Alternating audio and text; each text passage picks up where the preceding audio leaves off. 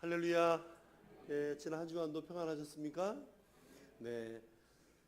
언제 어디서나 우리 하나님의 귀한 사랑과 은혜가 충만한 우리 산수마구의 믿음의 식구들 되시기를 축복합니다.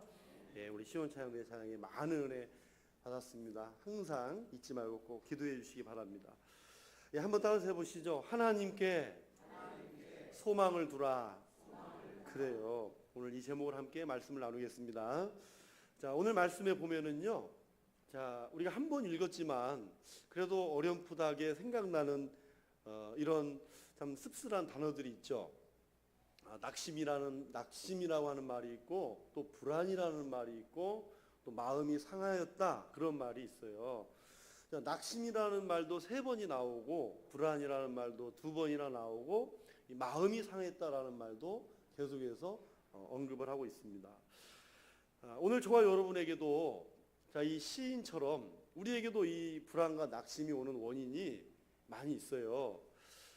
이번 주에 우리 권사님 한 분을 이대복통병원 중환자실에 신방을 갔다 왔는데요.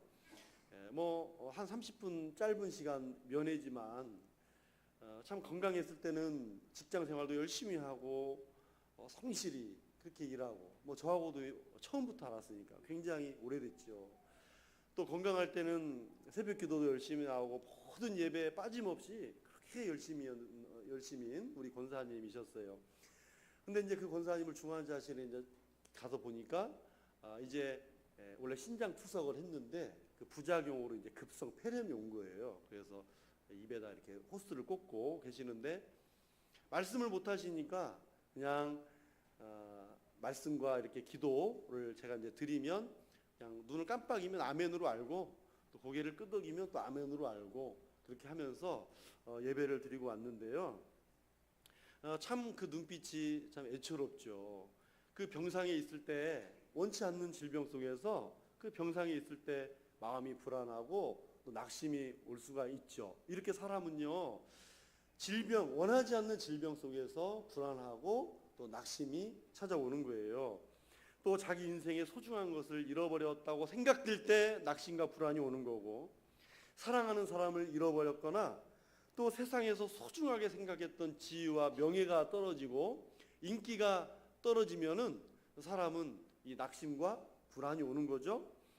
갈라디아서 6장 9절에 보면은요, 심지어는 선을 행하다가도 낙심이 올 수 있다고 그래요.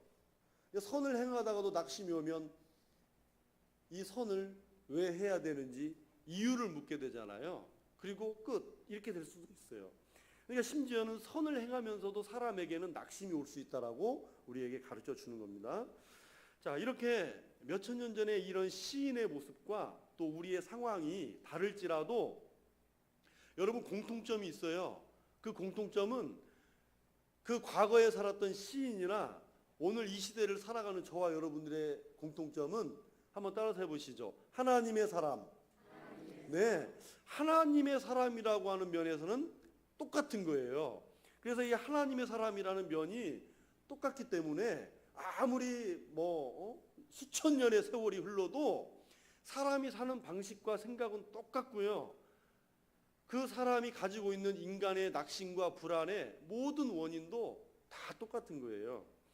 자, 이렇게 하나님의 사람이라는 공통점이 있는데, 자, 이런 하나님의 사람에게 찾아올 수 있는 이 낙심과 불안, 이 원인이 무엇인가 몇 가지를 나누고, 그럼 어떻게 우리가 하나님의 사람으로서 이런 불안과 낙심을 이기고 극복할 수 있는지 함께 말씀을 나눌 때 이 시간에 또 깨닫는 은혜가 함께 하시기를 축원합니다. 예.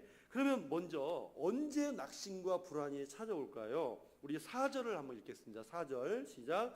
내가 전에 성의를 지키는 무리와 동행하여 기쁨과 감사의 소리를 내며 그들을 하나님의 집으로 인도하였더니 이제 이 일을 기억하고 내 마음이 상하는도다. 그렇습니다. 여러분, 이 짧은 방금 읽은 말씀 안에 내가 기억하는 그 일이라고 그래요. 기억하는 그 일. 기억하는 그 일이 무엇일까요? 여러분, 저와 여러분이 때로는 낙심과 불안이 있어서 예배 시간에 우리가 참 하나님 앞에 있지만 그 근심과 낙심, 불안이 있을 수 있어요. 근데 여러분, 과거에 여러분 우리의 기억에 우리가 정말로 기쁨과 감사의 소리를 내면서 하나님께 예배를 드렸던 일이 있습니까? 없습니까? 있죠? 있어요. 맨날 이 모양 이 꼴 아니, 이거 그게 아니잖아요. 우리에게도 과거에 하나님께 기쁨과 감사의 소리를 내면서 하나님을 찬양하고 예배하던 때가 있었다니까요. 시인이요, 그걸 기억하는 거예요. 여러분, 시인은 고라 자손이에요. 그래서 하나님의 성전의 문지기로 또 성가대로 그 예배를 인도하던 사람이에요. 예배의 자리로 성도들을 인도하던 사람이라고요. 그런데 지금 바벨론 포로에 잡혀 있는 거예요. 그러니까 전혀 그 일을 감당하지를 못하는 거죠. 그러니까 과거에 내가 예배를 드렸을 때 그 기쁨과 감사의 소리를 냈던 일들이 기억이 난다는 거예요. 그 하나님의 백성들을 하나님의 집으로 인도했던 그 기뻤던 일들을 기억한다는 거예요. 자, 여러분, 이 영적인 기쁨과 감사가 있는데 이런 기쁨과 감사가 사라지는 게 오늘 말씀에 뭐라고요? 낙심과 불안이잖아요. 기쁨과 감사가 상실된 상태가 낙심과 불안 아니에요? 여러분, 이런 영적인 낙심과 불안이 이 시인에게 언제 찾아온 거예요? 아주 간단하잖아요. 예배를 드리지 못하니까 찾아왔다는 거잖아요.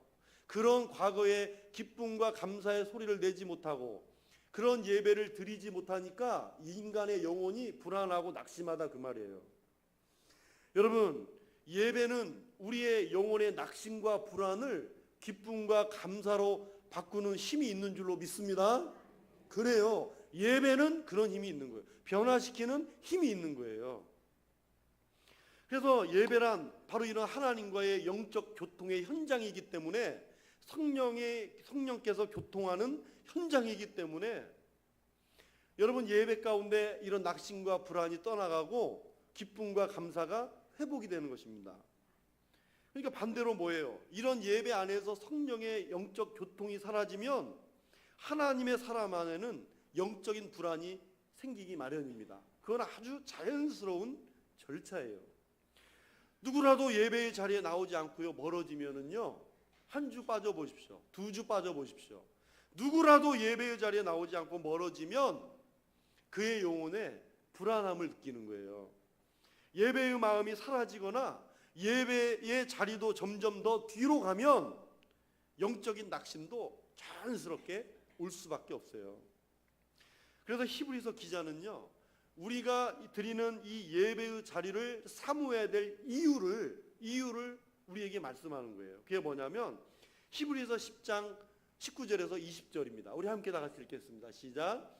그러므로 형제들아, 우리가 예수의 피를 힘입어 성소에 들어갈 담력을 얻었나니 그 길은 우리를 위하여 휘장 가운데로 열어놓으신 새로운 살 길이요, 휘장은 곧 그의 육체니라. 그렇습니다. 저와 여러분들이 이 성소에 들어와서 기쁨과 감사의 소리를 내면서 하나님 앞에 예배할 수 있는 게 무엇 때문이라고 말씀합니까?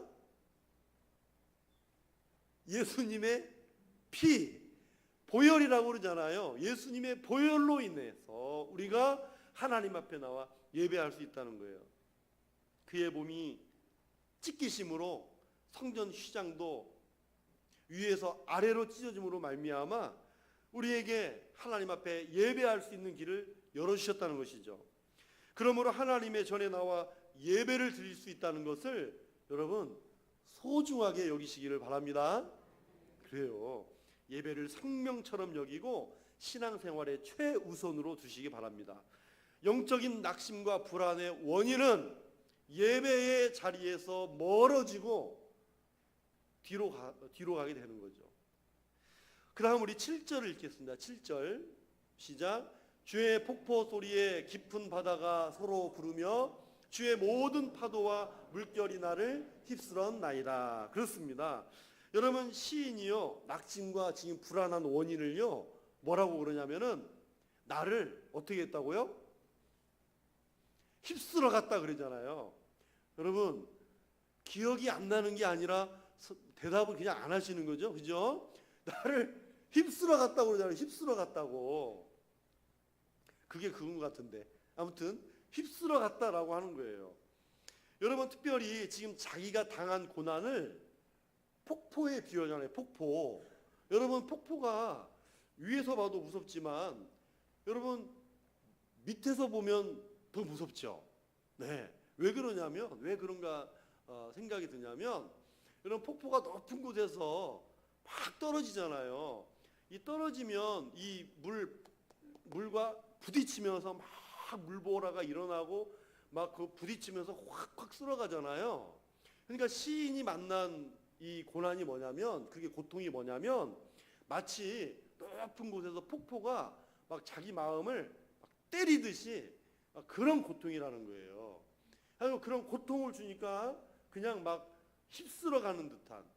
그러니까 나의 삶이요 어떤 고난과 고통이 나를 이렇게 막 휩쓸어가는 것처럼 느껴질 때 영적인 낙심과 불안이 생긴다는 거죠. 다음 9절 상반절 말씀을 또 읽겠습니다. 시작. 내 반석이신 하나님께 말하기를 어찌하여 나를 잊으셨나이까. 그렇습니다. 저 말씀에는요 두 가지 서로가 이렇게 상반되고 있어요. 여러분 지금 시인이 하나님을 어떤 하나님으로 소개하고 있습니까? 따라서 해보시죠. 반석이신 하나님. 그래요. 반석이신 하나님으로 우리에게 표현하고 있어요. 근데 반석은 견고하고 든든함의 상징이잖아요. 그런데 그 반석이신 하나님, 또 반석이신 하나님, 반석은 견고하고 흔들리지 않을 뿐만 아니라 옮겨가질 않아요. 항상 그 자리에 있는 게 반석이잖아요. 그런데 이 시인이 어찌하여 나를 버리셨나이까? 라는 거예요. 그러니까 두 가지의 상반된 마음이 있는 거예요. 내 마음에는 반석이신 하나님을 믿는데 또 한편으로는 하나님이 나를 잊으신 것 같아요. 잊으신 것 같아. 그러니까 마음에 낙심과 불안이 왔다는 거죠. 자, 힘든 건 사실이어도 하나님이 반석이라는 것은 말하는 거예요. 나는 낙심과 불안함도 있지만 동시에 나와 함께 하신 하나님이 반석이심이 믿어지는 거죠. 사람은 낙심과 불안함으로 흔들려도 내가 믿는 하나님은 반석이신 하나님이라는 거, 변함없는 하나님이라는 거, 여러분 그것도 가지고 있어요. 그렇죠. 상황과 환경 때문에 내가 하나님 나를 어찌하여 나를 잊으셨습니까? 라고 말할 수도 있지만 그러나 또 어떻게 해요? 또 내 하나님은, 내가 믿는 하나님은 반석이신 하나님으로 또 믿고 있잖아요. 이 둘 사이에서 이 두 가지가 항상 우리 안에서 갈등을 하고 있다는 거죠. 자, 그래요. 그렇게 나는 반석이신 하나님을 철석같이 믿었단 말이에요. 철석같이 믿었는데 반석이신 하나님은 왜 나를 잊으셨냐 하는 것이죠. 여러분 고난의 시간이 오래되면 하나님 나를 잊으셨습니까? 하나님 내가 얼마나 두려워하고 초조해하고 계시는지 아시죠? 듣고 계시고 아신다면 이렇게 그냥 두고 보십니까? 기도에 왜 응답을 주지 않으십니까? 라고 묻게 되는 것입니다. 자, 이렇게 하나님이 나를 잊으신 것 같다라고 하는 생각이 드는 순간 우리는 낙심하고 불안하게 되는 것입니다. 다음 우리 10절을 읽겠습니다. 10절 시작. 내 뼈를 찌르는 칼같이 내 대적이 나를 비방하여 늘 내게 말하기를 내 하나님이 어디 있느냐 하도다. 그렇습니다. 자, 언제 낙심과 불안이 찾아옵니까? 지금 시인은요 내 대적이 나를 비방하는데 그 비방이 내 뼈를 찌르는 것과 같다라고 이야기를 하고 있어요. 내 뼈를 찌르는 것과 같다. 말이나 행동으로 비방하면서 내 뼈를 찌르는 것 같다는 거예요. 우리가 낙심하고 있을 때, 낙심하고 있는 이 현장에서 너의 하나님이 어디 있느냐라고 들리는 그 비방의 말과 행동이 내 뼈를 찌른다 하는 것이죠. 그런데 여러분, 하나님을 비방을 하는데 왜 내 뼈가 아프죠? 하나님이 비방받으시는데 왜 내 뼈를 찌르는 것 같이 내 마음이 왜 상하고 아프냐고요. 여러분, 그만큼 하나님을 사랑하기 때문입니다. 하나님을 사랑하기 때문에 나와 아무 상관이 없으면 왜 내 뼈가 찌르는 것처럼 아프겠어요? 하나님이 비방을 받으면 내가 하나님을 그만큼 사랑하기 때문에 내 마음도 아픈 거예요. 여러분 아프시죠? 예를 들면 우리가 사랑하고 존경하는 사람이 폄하받고 비방받고 조롱을 받으면 여러분 좋아요? 뭐 그런 일은 별로 없지만 사랑하고 존경하는 부모님을 누가 폄하하고 비방하고 조롱하면 여러분 좋아요? 당연히 아니죠. 여러분 마찬가지로 내가 하나님을 사랑하고 존경하는데 누군가가 하나님의 이름을 거들먹거리고 폄하하고 조롱하고 비방하면 마음이 상하게 되어 있는 거예요. 왜냐? 하나님의 사람이고 하나님을 사랑하니까. 여러분 내가 교회를 사랑하고 섬기는데 누군가가 조롱하고 비방하고 헐뜯으면 그 소리를 들을 때 마음이 상하게 되어 있는 것입니다. 왜 그럽니까? 사랑하기 때문에. 내가 당한 고난도 힘든데 내 옆에 있는 가족들이 하나님이 살아계신다면 왜 이런 어려움을 당하게 하느냐고, 그렇게 교회 쫓아다니면서 뭐 했냐고, 이것을 보니 하나님이 어디 계시냐고 조롱하는 것만큼 내 뼈를 찌르는 말이 어디 있습니까?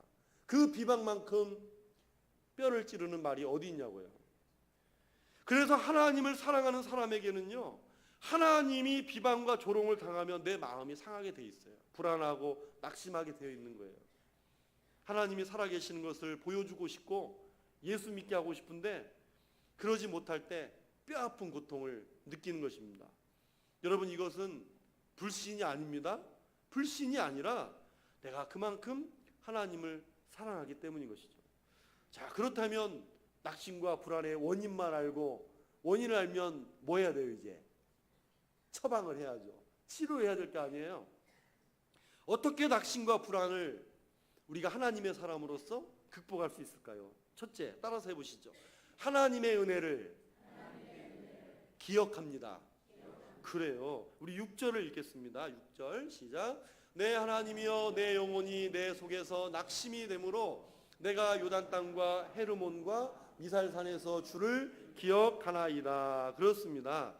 자, 이 말씀에서 요단이라는 말, 헤르몬이라고 했는데 이제 주로 또 현대어로 헐몬산이라고, 발음 그대로면 헤르몬인데요. 이제 헐몬산이라고, 그 다음에 미살산이라고, 이렇게 세 군데가 나오잖아요. 요단은 이스라엘 전체를 얘기하는 거예요. 헤르몬과 미살산도 전체를 이야기를 하는 겁니다.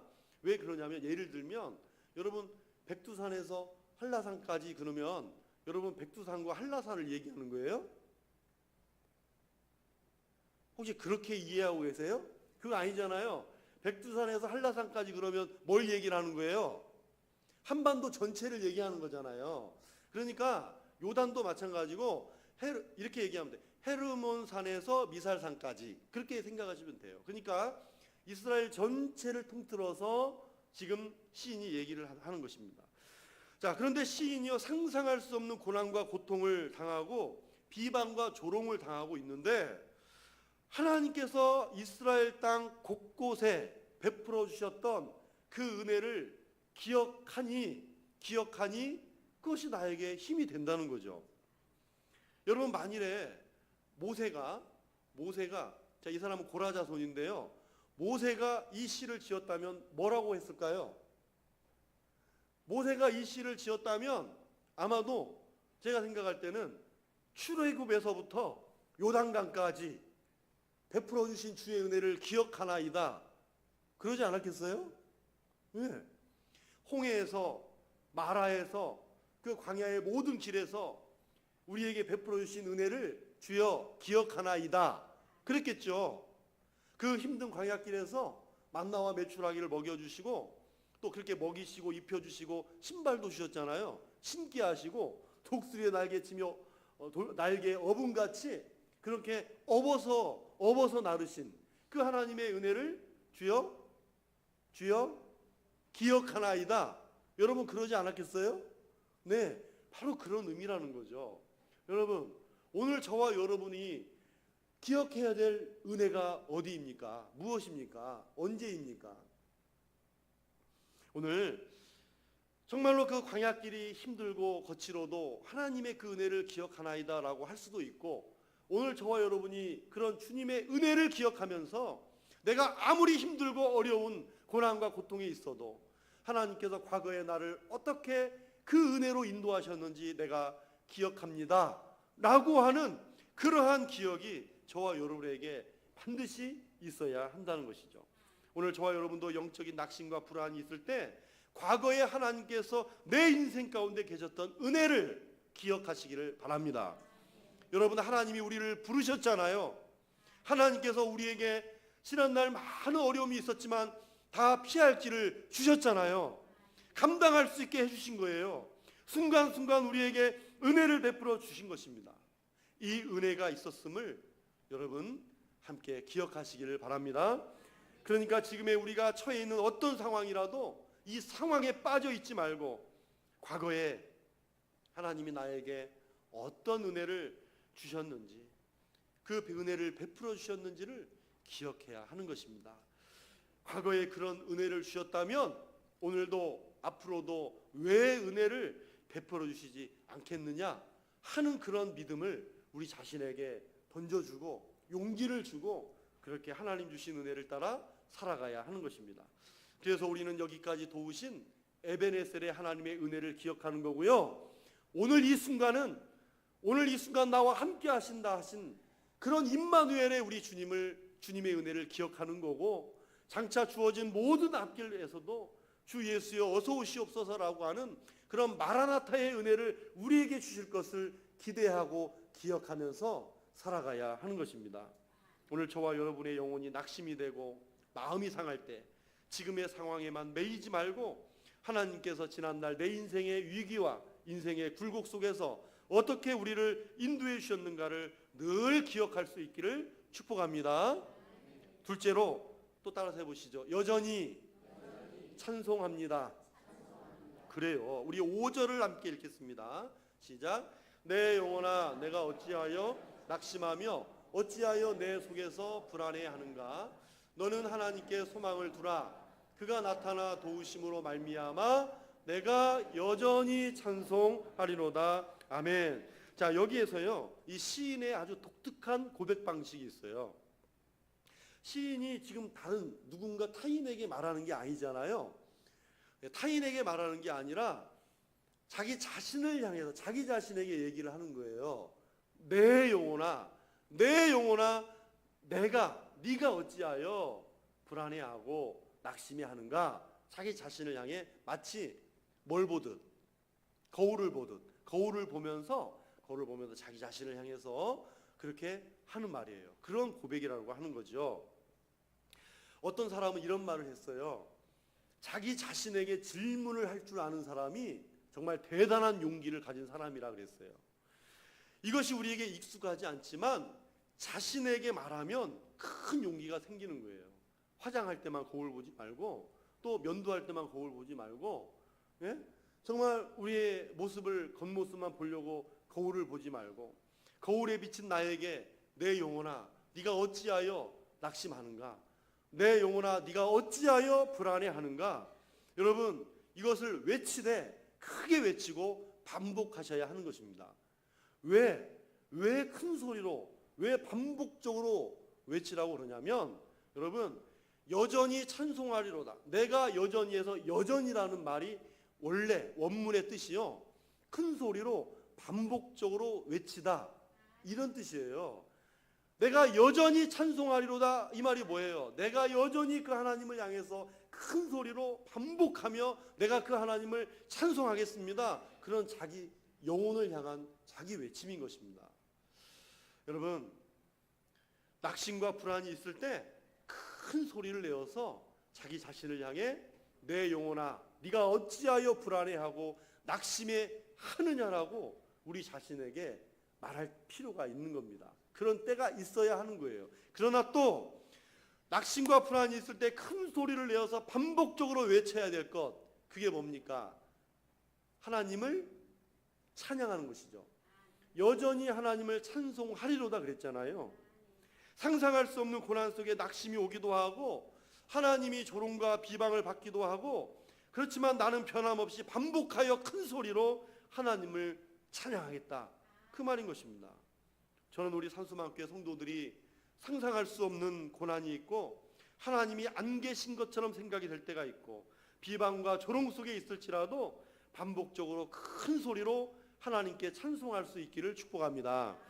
자, 이런 낙심과 불안이 있는 인생의 때를 이 시인이 잠깐 언급을 했는데요. 우리 8절을 읽겠습니다. 8절 시작. 낮에는 여호와께서 그의 인자하심을 베푸시고 밤에는 그의 찬송이 내게 있어 생명의 하나님께 기도하리로다. 아멘. 그렇습니다. 낙심과 불안이 있는 때를 낮도 말씀하지만 밤도 이야기를 하잖아요. 그래서 이 밤은 우리 인생의 고난의 밤을 말하는 거예요. 자, 여러분, 사람들은 인생의 밤을 만나면 좌절하잖아요. 낙심도 해요. 불안도 하고요. 요즘 사람들은 먼저 낙심하고 불안한 게 아니라 먼저 딱 부딪히면 죽을 것부터 생각하더라고요. 죽음을 먼저 생각을 해요. 그러나 시인은 밤에는 그의 찬송이 내게 있어 내가 생명의 하나님께 기도하리로다 고백합니다. 여러분, 인생의 밤을 만나면 사람을 만나는 것도 싫어요. 사람을 만나는 거 싫다니까요. 인생의 밤을 만나면은요 밖에 나가려고 하질 않아요. 여러분, 입술이 붙어 있잖아요. 그죠? 입술이 붙어 있어요. 하나님 앞에 예배의 자리에 나와서 기쁨과 감사의 소리를 내며 그랬잖아요. 기쁨과 감사의 소리를 내며 하는데 하나님 앞에 나와 예배를 하는데 낙심과 또 불안이 항상 이 하나님 앞에서도 그대로 우리 자신을 드리면서 그냥 입술이 붙어 있는 거예요. 찬양의 입술도 붙어 있고 기도의 입술도 붙어 있는 거예요. 찬양의 입술이 열리지 않아요. 마음이 열리질 않아요. 여러분, 우리 교회 성도들에게 한 거 말하는 거 아닙니다. 그런 성도들이 있다는 거죠. 여러분, 우리의 의지를 동원하고 성령님의 도우심을 받아 찬양하시기 바랍니다. 여러분, 두문불출하고 집안에만 있으면 안 되는 거예요. 홀로 가만히 있으면 안 돼요. 그래서 공황장애라는 것도 오는 거잖아요. 여러분, 우리 집의 문을 활짝 여세요. 우리 집의 문을 활짝 열고 마음의 문을 활짝 열고 반복적으로 큰 소리로 하나님을 찬양하십시오. 외쳐야 됩니다. 우리의 입술을 열어야 된단 말이에요. 그러면 해답이 없어요. 사람이 어떻게 할 수가 없습니다. 우리 산수만교회 믿음의 식구들은 인생의 밤 가운데서도 좌절하거나 실망하지 말고 여러분 인생의 밤에도 찬양할 수 있기를, 기쁨과 감사의 소리를 낼 수 있기를 주님의 이름으로 축복합니다. 그래요. 그래서 시인은요, 왜 인생의 밤에도 하나님을 찬양할 수 있었을까? 인생의 밤에도 왜 하나님께서 내게 베풀어 주신 은혜를 기억하고 또 기억하려고 그렇게 했을까? 우리 11절 마지막 하반절을 읽겠습니다. 11절 하반절 시작. 너는 하나님께 소망을 두라. 나는 그가 나타나 도우심으로 말미암아 내 하나님을 여전히 찬송하리로다. 그래요. 여러분, 이 말씀이 어디와 좀 비슷하죠? 어디와 비슷합니까? 5절. 5절과 반은 똑같고 반은 차이점이 있어요. 여러분, 자, 시인이요, 인생의 밤 가운데 하나님께 소망을 두고 또 여전히 찬송하는 이유를, 자, 그가 나타나 도우실 것을 믿었기 때문입니다. 할렐루야. 그가 나타나 도우실 것을 믿었기 때문에 찬송할 수 있었던 거죠. 여러분, 근데 그 11절 말씀이요, 이 5절 말씀과 또 차이점이 있다는 것 말씀드리면, 여러분 5절에 보면 그가 나타나 도우심으로 말미암아 그랬잖아요. 그런데 11절은요, 나는 그가 나타나 도우심으로 말미암아 그랬어요. 나는 그가, 나는이 들어갔죠. 여러분 좀 이렇게 들으면 좀 이렇게 해줘야 이렇게 반응이 있어야 되는 거예요. 그렇죠? 네, 그렇죠. 그래요. 나는이 들어가 있는 거예요. 그리고 5절에 보면은요, 내가 여전히 찬송하리로다 그랬어요. 그런데 11절은 내 하나님을 여전히 찬송하리로다 그랬어요. 그러니까 최종적으로 뭐가 더 추가가 된 거예요? 나는, 내가. 그냥 5절에서는요, 그냥 그가 나타나심을 나는 바란다 그랬어요. 근데 가면 갈수록 여전히 내가 반복적으로 큰 소리로 하나님을 찬양하고 입술을 열어 기쁨과 감사의 소리를 내면 낼수록 더욱 하나님에 대한 확신이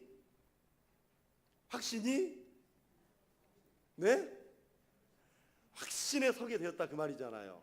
처음에는 그냥 그가 나타나 도우실 거야, 예를 들면 그랬다면, 가면 갈수록 어떻게 해요? 나는 하나님, 주는 나의 주님이시오니 주밖에는 나의 복이 없다라고 하는 확신이 어때요? 가면 갈수록 확신에 서잖아요. 그게 나는이 들어갔다는 의미예요. 5절과 11절의 차이가 그거라고요. 한 번 더 확신을 하고 결론을 내린 거라는 거죠. 그러므로 주님의 은혜를 기억하고 인생의 밤에도 여러분 여전히 큰 소리로 찬양하면 할수록 오늘도 저와 여러분에게 나타나 도우실 거라는 소망이 점점 더 내 안에 확신으로 커져가시기를 바랍니다. 처음에는 문제가 커 보이지만 가면 갈수록 이 문제는 작아지고 하나님이 더 커 보이시기를 축복합니다. 때로는 우리 인생을 당한 고난을 터널에 비유하기도 해요. 그러나 터널은 처음에 들어갈 때는 어둡지만 터널의 끝은 항상 어떻습니까? 터널은 끝이 있다는 거예요. 그렇죠? 터널은 끝이 있다는 거예요. 우리의 소망은 반드시 터널 끝에 하나님께서 나타나신다는 믿음이며 소망입니다. 이 소망을 끝까지 붙들었기 때문에 여전히 하나님을 찬송하며 이 고난의 터널을 지나갈 수 있었던 것이죠. 사랑하는 우리 믿음의 모든 식구들에게 반드시 하나님은 나타나실 것입니다. 이것이 우리에게 준비된 끝임을 믿으시고 오늘 저와 여러분 모두가 반드시 나타나서 도우실 하나님께 소망을 두면서 여러분 우리의 모든 또한 한 주간도 그렇게 승리하시기를 주님의 이름으로 축원합니다. 우리 옆에 분에게 하나님은 살아계십니다 인사 한번 해보실까요? 네, 기도하겠습니다. 하나님 아버지 감사합니다. 오늘 하나님께 소망을 두면서 오늘도 인생의 또 불안과 낙심 속에 우리가 있을 수밖에 없지만 그러나 그 안에서도 여전히 우리는 큰 소리로 반복적으로 하나님을 크게 찬송하면서 기쁨과 감사의 소리를 내면서 오늘도 살아계신 우리 하나님 믿고 신뢰하며 주 안에서 승리하는 우리 모든 우리 산소망교회 믿음의 식구들이 되게 해 주시옵소서. 예수님의 이름으로 기도하옵나이다. 아멘.